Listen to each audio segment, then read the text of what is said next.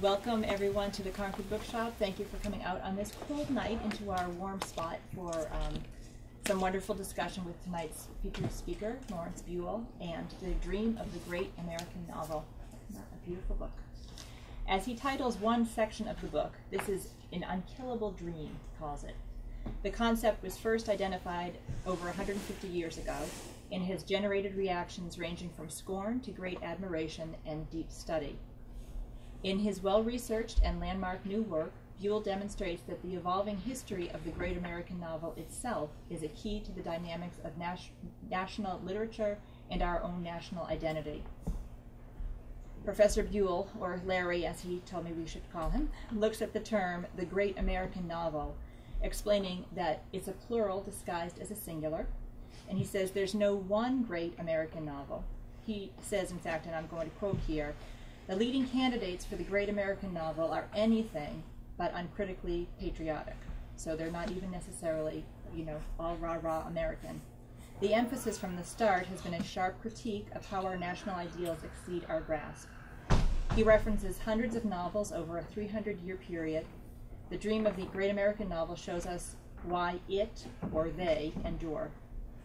Professor Buell is the Powell M. Cabot Professor of American Literature Emeritus at Harvard.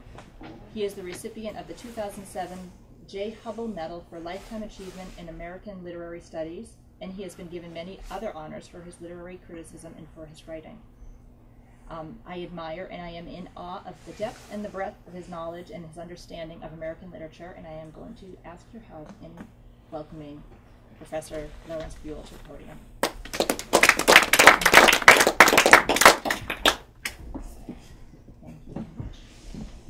Thanks, Dawn. That's very kind.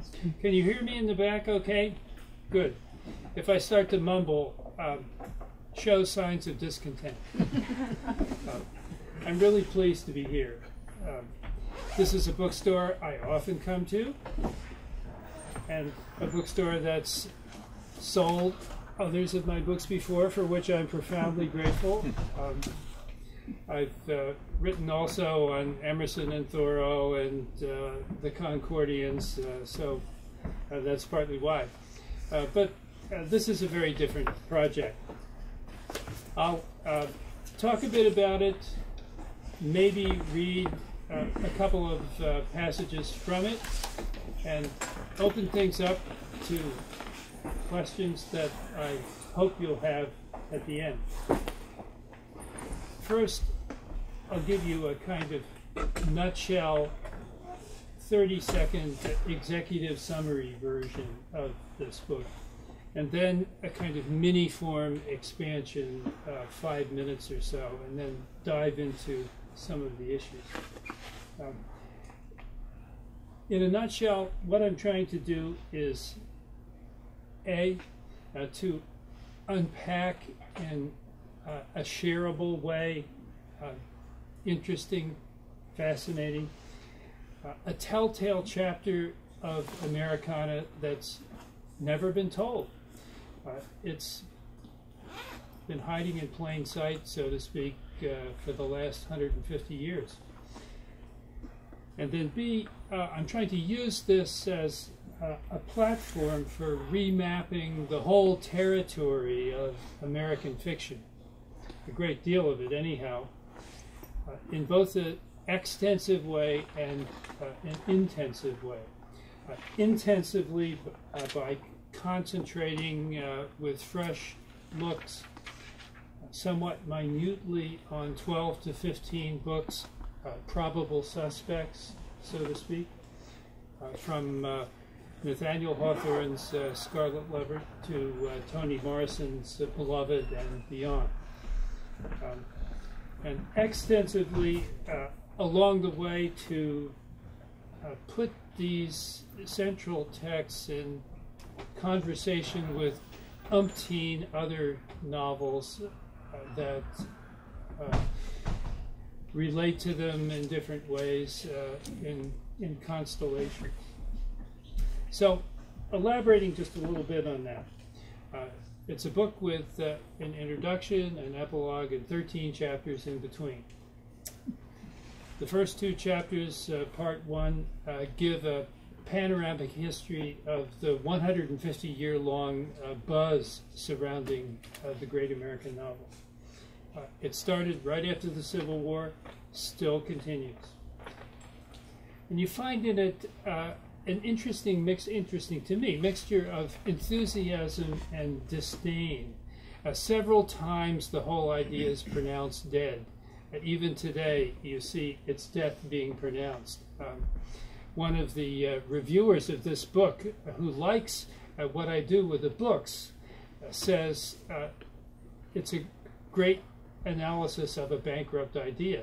So you see, this is not exactly a concept that has the good housekeeping seal of approval from the professors of America, which is one of the reasons why I'm attracted to it, as I will continue to explain. In the online Salon magazine a couple of weeks ago was published, to my delight, a section out of the second chapter that's called The Great American Novel Miraculously Survives Its Discreditation. And it got a whole lot of comments, and I was delighted to see that the comments mirrored everything that I claimed about the history of the way that the idea has been taken seriously and or dissed by turns. Bottom line here, what Mark Twain said about the false rumors of his death being much exaggerated applies. The other four parts of the book, 11 chapters, develop 4 scenarios or scripts or recipes, to use a more homely term, that I see as auspicious for generating probable nominees, built around close examination of texts that fit. And just briefly, I'll tell you what those recipes are. I could read this section out of my book, but it's better, I think, if I talk it through. The first and most surefire recipe, as I see it, is to have your story told and retold, both by memorable novels and in the popular culture, again and again, generation over generation. And the case that I use to illustrate here is Scarlet Letter. It attracts me especially because it's a book that the author never intended to be received as a kind of broad statement about the meaning of America or the origin of American history. And yet that's what it has become, a kind of master plot by reason of being retold by different authors again and again, such as near the present John Updike, his 3 somewhat sleepy but serious takes on the Scarlet Letter, each a novel built around one of the main characters, Hester of Dimmesdale and Chillingworth, the nasty first husband of Hester. Recipe 2 I call the up-from narrative, the kind of plot line that takes off from the Ben Franklin stereotype of rags to riches or obscurity to prominence. Mostly, we're talking about books that tend to quarrel with the formula and say, oh yeah, think Great Gatsby. That's one of the perennial nominees. Or at a later time, Ralph Ellison's Invisible Man. Those are 2 of the several books that I discuss in part 2. Part 3, the third script recipe, I call the romance of the divides, or rather divides plural. Ethnic or racial divide, or regional divide. Both fault lines in the history of American culture big time. What I concentrate on, it's artificially restricting the subject somewhat, much more could be said, is north-south, black-white. And the series of texts here that's the centerpiece of 4 chapters in this part begin with Harriet Beecher Stowe's Uncle Tom's Cabin. This is the first book to be set forth as a possible great American novel candidate. And the last that I spent a lot of time on is Toni Morrison's Beloved. And lastly, last section builds around cross-section novels, where at the center or dominating the book is some kind of social microcosm, whether we're talking the multinational crew in Melville's Moby Dick or the displaced Okies in Steinbeck's Grapes of Wrath that migrate west and become farm laborers. In a kind of plot line that showcases democracy in crisis, with the outcome uncertain. Of course, in Melville's great novel, The Ship Goes Down. In Steinbeck, it's a question mark what the future of these people, of the country that these people represent, will be. So those are my recipes or scenarios or scripts, not just for talking about a very small handful of books, but for talking about many hundreds that relate closely to them through family resemblances around these scenarios or scripts. I think that this way to go, not to, as Dawn said, commit to any one book as this has got to be it, is absolutely the right way to go, looking at the whole history of how writers, readers, publishers too, have thought about the unfolding panorama of American fiction. So now let me say a little bit more about the kinds of linking threads that hold it all together. In that first part, as I mentioned, I talk about the course of great American novel thinking through the ages, which has both a comic face to it and a serious face to it, as I have suggested. In fact, that was a difficult, uneasy feeling for me for quite a while, how to balance between these two tonalities. That serious critics have always tended to disparage the idea of the great American novel as a kind of amateurish blather or publishing hype. And those who wax enthusiastic about it tend to be very vague and impressionistic and to make sweeping and loose claims about this or that book or this or that idea of Americanness without defining it very well. There's a character in A Minor Tale by Nathaniel Hawthorne, a tale that's a kind of satire rerun of John Bunyan's great allegory, Pilgrim's Progress, called Giant Transcendentalists, a character that should be amusing to all Concordians. And according to the story, the chief thing about this giant, fearsome giant, was his foggy appearance, so that no one, nor he himself even, could describe his features. It was just like a cloud. Well, that's the way sometimes great American novel talk tends to look. It becomes sometimes for authors still today a sort of joke at times, a sort of offhand way of thinking about taking the craft of writing seriously.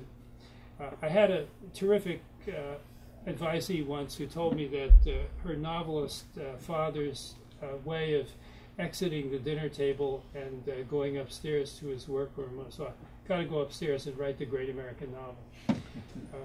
I confronted the dad himself, and he admitted this is what he did. I thought, oh, terrific. I put it in my book. And then the same guy wrote a review of this book, in which he starts in his first paragraph by mentioning that family story. So I write to him and I say, oh, I'm so glad you reviewed my book. And I noticed that story at the start. And he claimed that he couldn't remember the conversation in which he had confessed up to the story, that he just pulled this out, that he didn't think that he was the person referred to. In fact, this is sort of his sense of how it was in the pitter-patter of talk among novelists. But okay, despite all this sort of horsing around that you see in the history of talk about great American novelism, I'm arguing that nonetheless energizing it all for readers, writers, publishers alike is a serious hankering after ambitious books of high artistic excellence that somehow will define or put in focus our national experience as has never been done before. Just another little story. I have a friend who's a quite distinguished reviewer, and I was talking with him about this whole idea, and he said at first, well, no self-respecting book reviewer would ever tout a new novel as the great American novel. You know, we shy away from that. But then, he said, it's hard to imagine a major American novelist who hasn't given it a shot. Go figure. All the more intriguing to me about this long history is its uniqueness. This is an almost uniquely American story or American condition, or if you don't like it, an American obsession or pathology. There's only one other country where I found a quasi-equivalent of it, and that's charmingly Australia. That also has its grade A tradition. It got abbreviated very soon, by the way. Henry James was the first to use the acronym GAN to talk about it in code. So we have it in Australia, at the other side of the earth, GAN, only the A is Australia. So what is it that accounts for the rise and persistence of this way of thinking about fictional aspiration in the country? It's easier to say how it got going than what's made it persist. How it got going, I think, is clear enough. We can locate it to a very precise time in the wake of the Civil War and connect it to the combination of relief and euphoria at national reunification and the historical position of the U.S. as poised on the verge of consolidating its continental empire and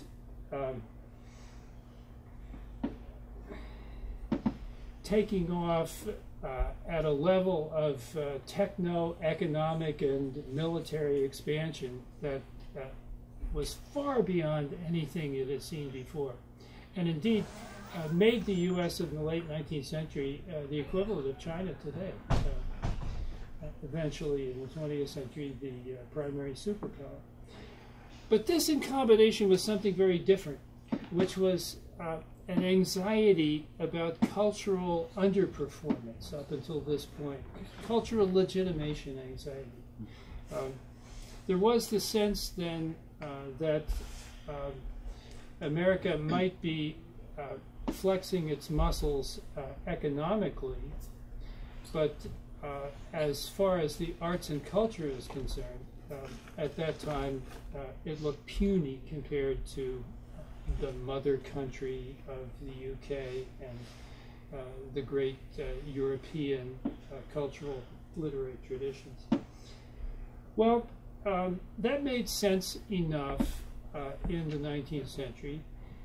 Also, it made sense that there should be a focus on the novel as a performance genre among all the other different branches of the arts. Because the novel was just coming into its own in this country belatedly at that time, after enduring a lot of lingering post-Puritan suspicion about the validity and the propriety of fiction as a form compared to poetry, say, that had the housekeeping seal of approval already. And in a broader European context, this was the heyday of the novel, and the novel was thought of as a kind of carrier of national identity thinking. Ever since the 20-so novels that Sir Walter Scott had written about Scottish history and heritage in the early 1800s. So it's not hard to say how the great American novel aspiration got going. It's less easy to say why it kept in motion for 150 years and still does. After all, we don't have anything to apologize for nationally in terms of the quality of the fiction that's being produced. Certainly the quantity of fiction, but the quality as well. Starting in 1930s, in the whole 20th century, the U.S. garnered a disproportionate percentage of Nobel Prizes, so that's obsolete. But still this self-conscious condition of American bigness, the U.S. as the diaspora country of choice for much of the rest of the world, continues. And that, I think, has helped to carry the great part of the great American novel forward. But beyond that, some things that Dawn hinted at in her introduction that I'd like to talk about a little bit more. There is this curious fact that what's meant by great American novel, when the term is slung around, much of the time, implicitly, if not explicitly, is a plural thing rather than a singular thing. It's a horizon, it's an aspiration, rather than the naming of something that's been done once for all. Who would, after all, want the once and for all great American novel to happen? What would people do for an encore, right? So this is an idea that's a plural disguised as a singular, and kind of the opposite of the term United States itself. The United States started out as a term that was used in the plural, and then that changed after the Civil War. Since then it's become a singular noun. So we've got that implicit plural idea. Then these recipes, as I've described in the scenarios, the scripts, these have evolved over time. They are flexible containers and not fixed. For example, in the 20th century, the Franklin narrative, or the plot line that quarrels with the Ben Franklin story and says, oh yeah, it has become multi-ethnic. And the typic character in such up-from narratives in our time, over the last 50 years, has not been a white male. It's typically been a person of color, or someone more visibly at the social, or invisibly at the social margins. Likewise, what I said briefly about romances of the divide, Toni Morrison's Beloved has displaced Harriet Beecher Stowe as the defining fiction, or the more defining fiction about the experience of slavery in U.S. history, for sure. We think about, one could think about the movie du jour, the film of 2013 that's in the process of garnering all the prizes, 12 Years a Slave, which is based on one of the greatest of the antebellum slave narratives, Solomon Northup's book of that title. It's a romance of the divide for sure, a nonfiction narrative romance, but it takes that form.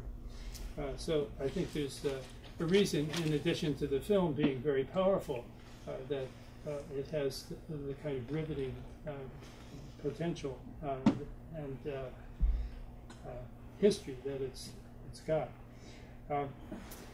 Related to all this, the flexibility of the recipes as I've described them is, I think, the futurological cast of national thinking, or if you prefer, ideology, that's defined this country from the start, from the revolution. We were the great new experiment, the first post-colonial nation, the first republic in modern Western history.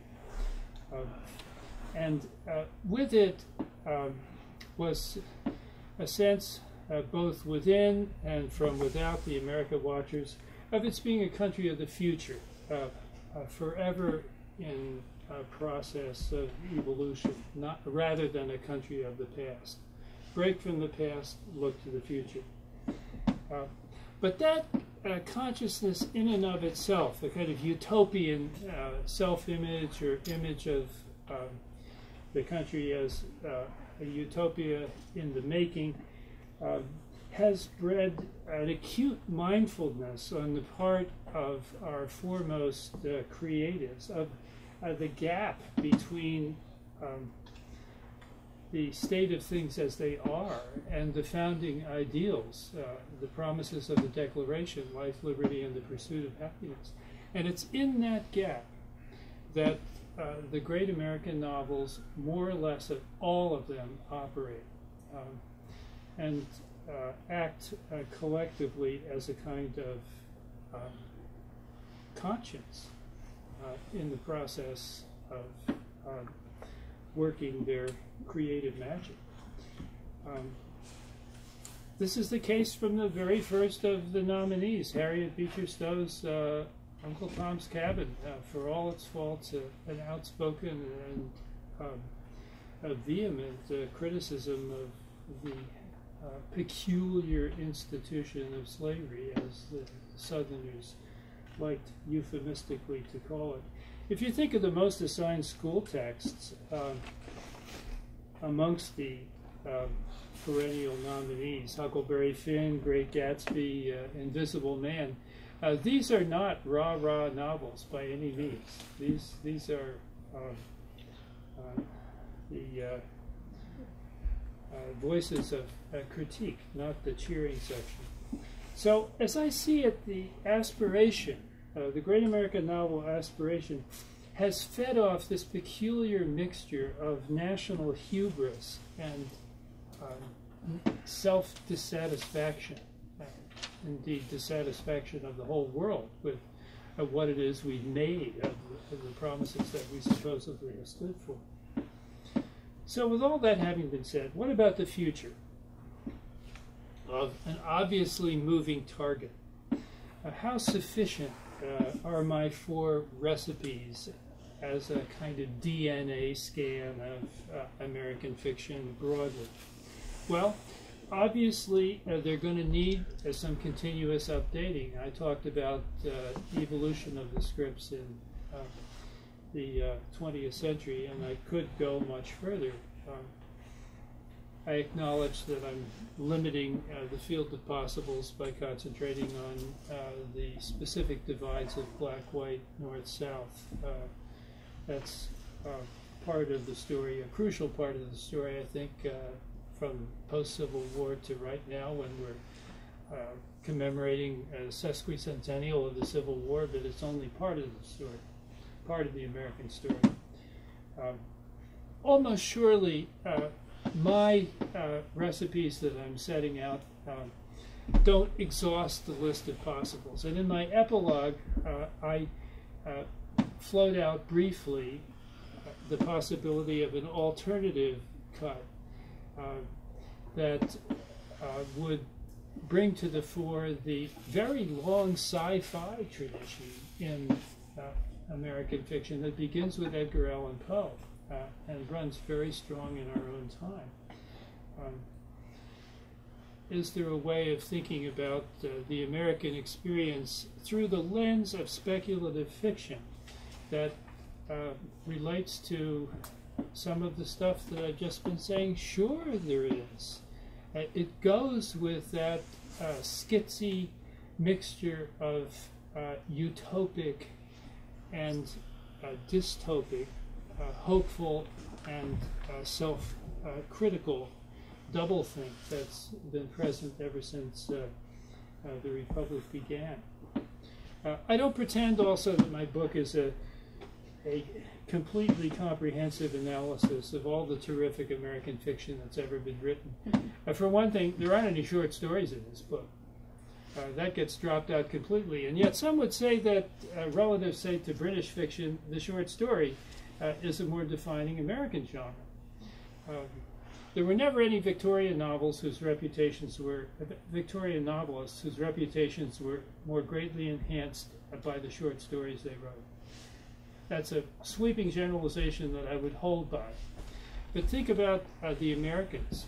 Hawthorne, Poe, Melville, Henry James, they all wrote terrific short stories. So there has been this argument kicking around. Really, it started on the British side ever since the mid-1800s, that it's really the short story that defines the distinctiveness of American fiction, and sometimes the reasons for it are not entirely credible to us, like the short attention span of Americans characteristically.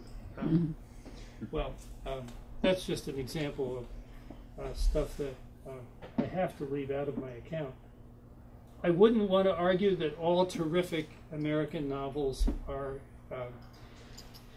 obvious great American novel contenders. Some would prefer, for example, some of the earlier novels by Toni Morrison, Sula, Song of Solomon, maybe even Bluest Eye, to Beloved as works of fiction of high artistic excellence. But although I wouldn't say no to that, I would argue that Beloved is obviously the book of that set that makes the bid for the most comprehensive scan of the national story. I do stand by my basic recipe approach, though. The idea that through the family resemblances and identifying core narratives at the heart of the probable suspects, you find the pathway to productive thinking about what this mysterious phrase, great American novel, means, and what the aspiration entails, what it delivers on the ground. You find that it's the right pathway, provided that you strike a balance such that you give each of the specific books that you want to concentrate on most, that you feel are most worth featuring, enough scrutiny, enough airtime to bring out what's most remarkable about them. I try to strike a balance between the centrifugal and the concentrated, in other words, and in such a way as to give something that a general readership can enjoy and take pleasure in and find expansive and suggestive, and that even specialists of my tribe can look at and see something new that they hadn't figured out before. Before concluding, I'm going to wind down pretty soon and open things up for the questions that I hope you'll have. I'll just confess one trick in my bag of tricks that I use in order to try to accomplish part of this, in order to try to deliver a vision that's meaty and concentrated, as well as just expansive and panoramic over the centuries. And that is with almost every one of the books that I treat extensively, I try to locate something weird or wacky or strange at a key moment that nobody has ever talked about before, or very few people have noticed. I won't say nobody has ever talked about before. That opens me up to somebody sending me an email and say, I found this article. But to pounce on that and make something of it. And I'll give you just an example or maybe two of how I do this. This little trick of mine that I think is better than a trick. It's really genius perceptions scattered through the book.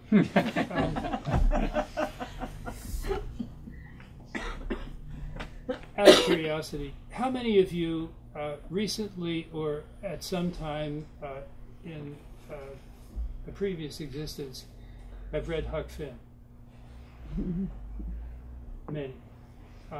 And Toni Morrison's Beloved? So fewer. Okay, maybe I'll stick with a Huck Finn example.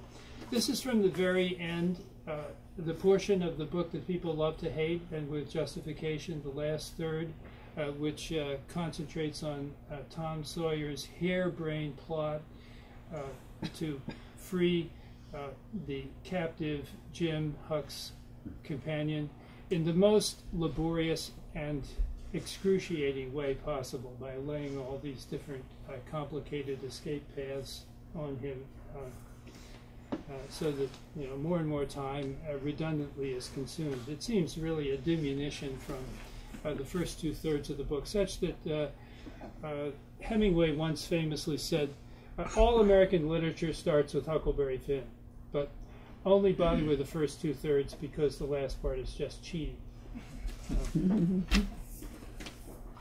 So what I pounce on here is Jim's secret that doesn't seem to get noticed by most readers, although maybe some of you are canny enough to have wondered about this. Jim's quest for freedom is at cross purposes with Huck's desire for carefree and comforting companionship. We see them through most of the text bonded pretty close, but we see that through Huck's eyes. So what about through Jim's eyes, hey? His quest for freedom is at cross purposes with Huck's desire for carefree and comforting companionship. Nowhere does this emerge more tellingly than when Jim withholds until the very end of the book his knowledge that the corpse in the floating house that the two of them encountered upriver early on, the body whose face Huck did not want to see, and Jim didn't want him to, that body was Pap's, the father of Huck. Why Jim kept mum so long is never explained, but the insinuation seems clear. His secret is the opposite of Tom's. If Tom were to disclose that Jim was already free, and they didn't have to go through the rigmarole of freeing him, that would deprive Tom of his pretext for keeping Jim entrapped in his stupid escape scheme. Jim's disclosure of Pap's death would alleviate the fear that drove Huck to join forces with Jim. However much he may play along with Huck and Tom, however much he may care for them, Jim does not confide in either one of the boys because it's not in his interest to do so. Well, that becomes a springboard for saying a good deal more about this a bosom companionship between Huck and Jim, which I argue should be taken seriously, but it should be thought about rather differently from the way that most Twainians tend to think. So I try to find moments in discussing each of my texts which will cause even case-hardened tenured professors to stand back and say, and will also seem open and accessible to it and interesting to any reader who wanders through the chapter. Well then, will the great American novel endure? The idea, the attempt to write it. In my epilogue, I raised this question. with the possible decline of America's superpower in the 21st century, the political gridlock that we're suffering through right now, is this going to be bad news for great American novelism? Because maybe America won't look quite so great anymore. I give a kind of cagey, equivocal answer in the epilogue. Bunch of reasons why you might well think that we're about to have a sundown after 150 years of vigorous thriving, and a bunch of reasons to think twice and not expect the aspiration to go away anytime soon. When you're telling your friends about a novel that you've been reading that they haven't started, you try not to give away the plot, right? I'm certainly not going to give away my plot any more than I've just done. So I encourage you to dive in and take a look for yourselves. But this I'll say, I think we all, as readers, as fiction lovers, the fiction writers themselves, and perhaps the publishing world that helps, I bet, both of us, the readers and the writers, they're going to keep playing through this story, and they'll be the ones that decide which way it ends, if it ever ends. But I shall end. I'm not like the poet Shelley, who once said, I go on and on until I am stopped, and I am never stopped. I'm stopping.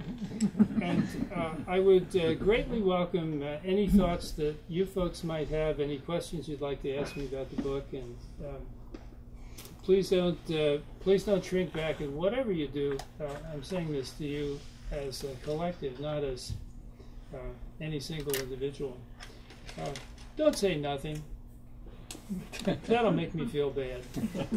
Yes, sir. So I'm having trouble understanding something. Yes. And when I read the book, maybe I'll understand better. But I guess what I would define this arbitrary notion of the great American novel, as opposed to, I would imagine there's certain European novel and other country novels that would fit some of these recipes as well. And that's what I'm trying to understand, this distinction that you're making. The question, I will tend to repeat questions from the front row. Yeah, whether it's arbitrary to think about different types of great American novel in isolation from what's happening in fiction traditions in the rest of the world. Absolutely. I try to guard against that by introducing comparative dimensions all the way down the line.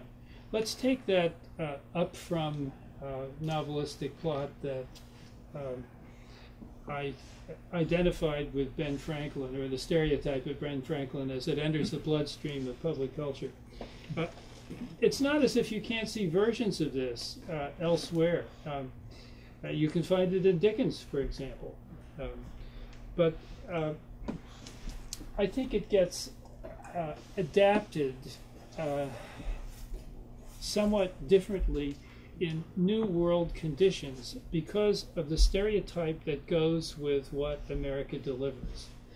That this is a country of an unusually high degree of upward mobility compared to the older, more established nations of the world. We know from today's economic statistics that condition of exceptional upward mobility does not hold today. We are not towards the top of the G20 nations in terms of the likelihood that someone in the bottom fifth will rise to the top. Indeed, back in the days of Great Gatsby, that was also the case. There was a watershed between the previous generation and the 1920s generation. And yet the plot concept has persisted in defiance of the social facts. Or let's put it more precisely and say that the plot idea, if only as a target to beat up on, as something to explode as bogus, has persisted. We still seem to need, we collectively, those who write fiction that is based around the upfront plot, seem to need to keep writing it in a dismantling sort of way. And I think that has quite a bit to do with the peculiar conditions of national attitudes towards social mobility. So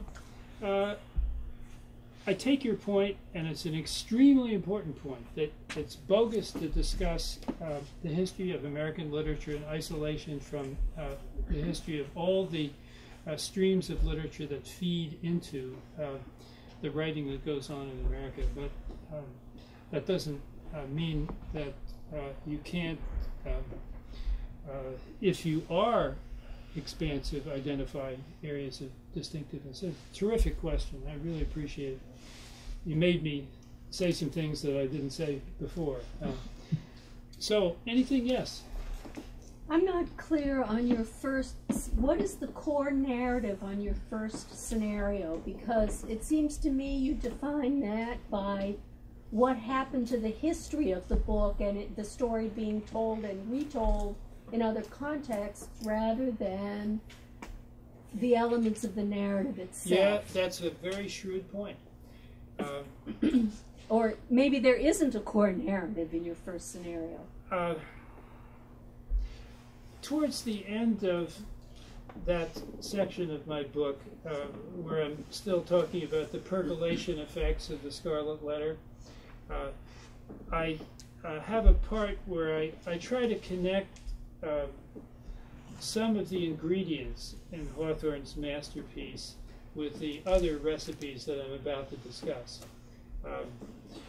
But to answer your question directly, I hold back from claiming that this script one, the script where your book becomes classic through retelling, as I put it, needs to follow any sort of particular plot line. It just seems to me that the reinvention effect over generations that makes, for example, that phrase, Scarlet Letter, a kind of byword for a lot of different things. We could be talking about not just sexual indiscretion, we could be talking about the political turpitude. It's gone viral in a lot of different directions. That's really the claim that I'm making there. I'm not claiming that the text that gets picked up and retold again and again needs to follow any one plot line. Yeah, shrewd question. Two shrewd questions. And here comes the third. No, but following up on her point, what would be other examples besides the Scarlet Letter of? If I hadn't been discussing it in another compartment of my book and relating it to one of the later scripts, I could say Moby Dick, the confrontation of Ahab and the whale. I could also have picked up on arguably the single most original character in all of American literary history, and that's the so-called leather stocking, or Natty Bumppo, who figures in 5 of James Fenimore Cooper's frontier romances. He's loosely modeled on Daniel Boone and other such folk from Cooper's boyhood, and he's a kind of origin point for a lot of so-called Western fiction and film. Some characters therein, but he doesn't necessarily go in any one single direction plot-wise. So that's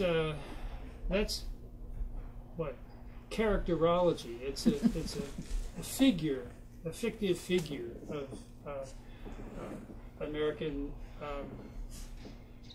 literary history that's made classic by retelling.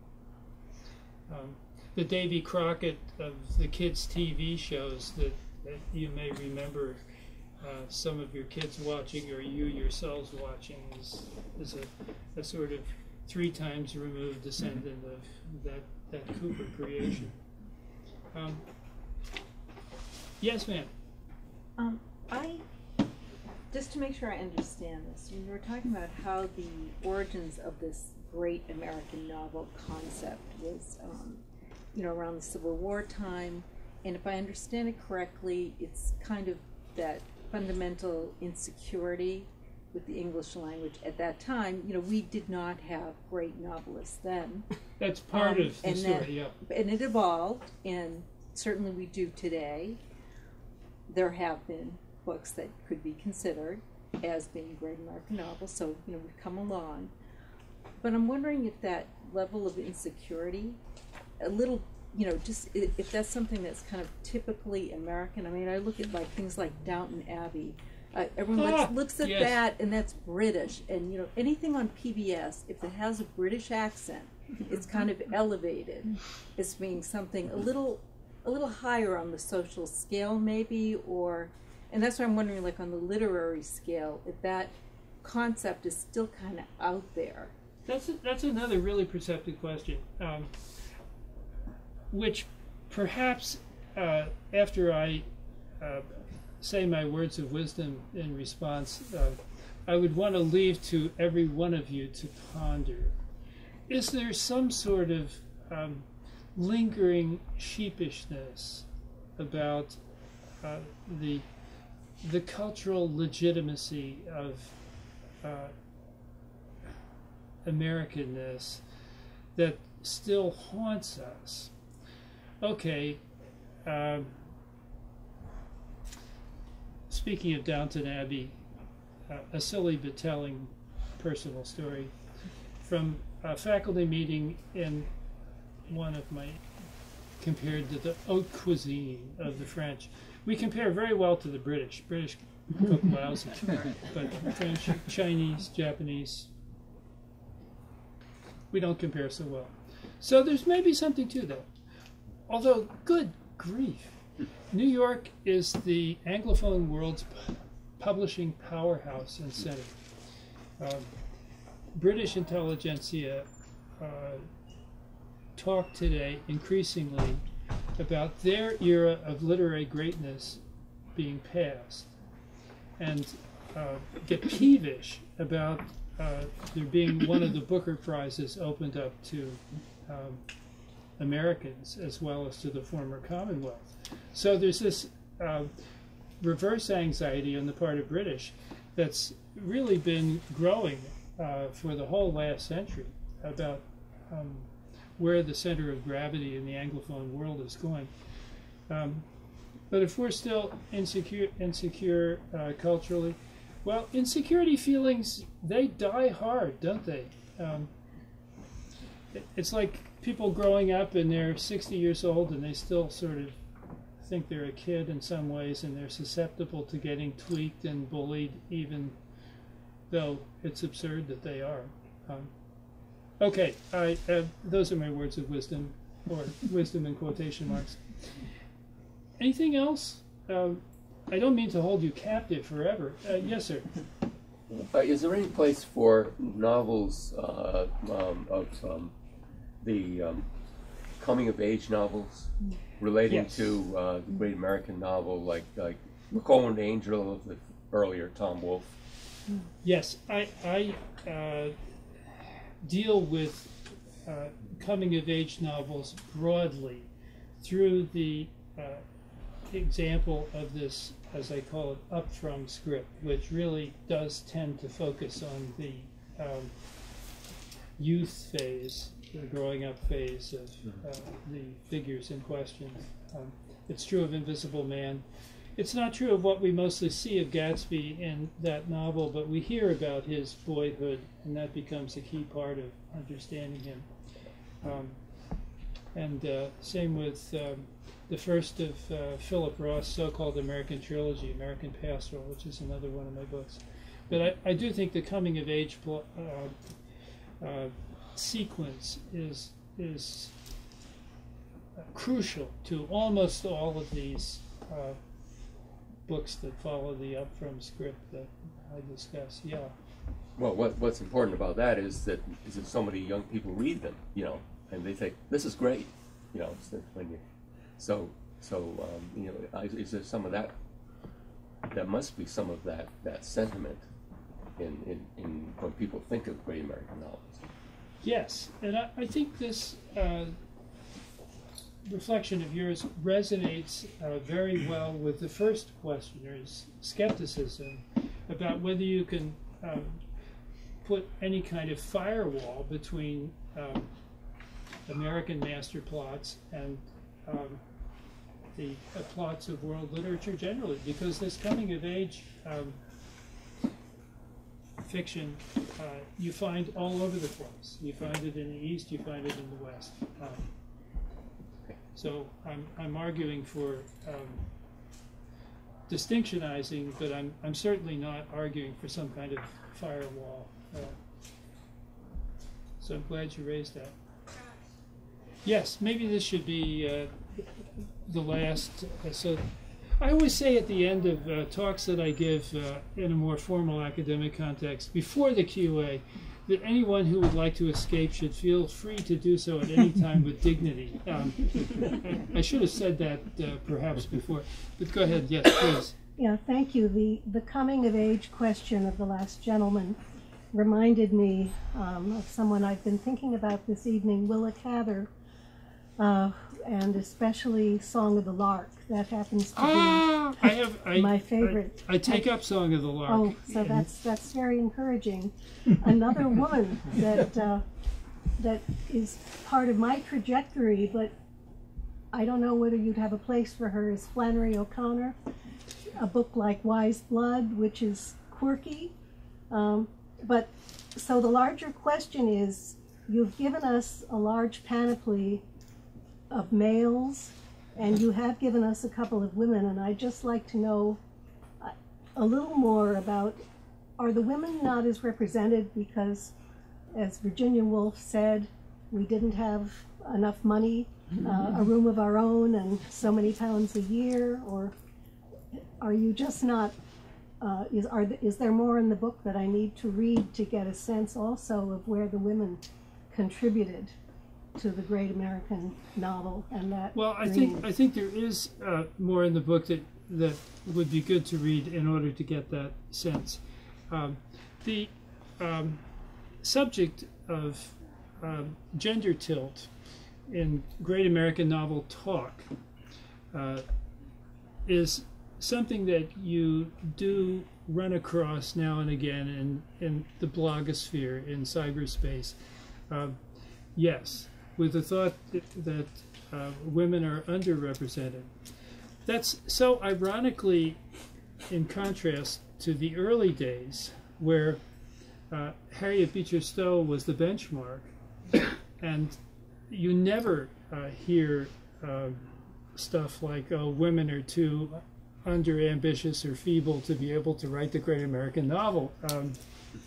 Though there is, maybe this is just what pronoun convention called for in those days, a tendency to refer to the hypothetical great American novelist of a century ago as a he. But to me, it varies somewhat according to the recipe or the scenario, and that you have to generalize differently when you're talking about the different possible recipe pathways. As far as the up from is concerned, there's from the get-go a stereotype in the culture that we're talking about a male career, the rags to riches thing.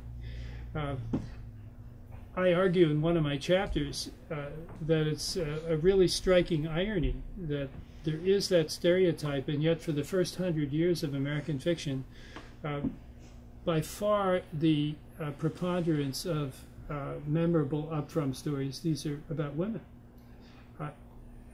It's different from over in Britain, where there's a more equal kind of tilt, and if anything, a male tilt.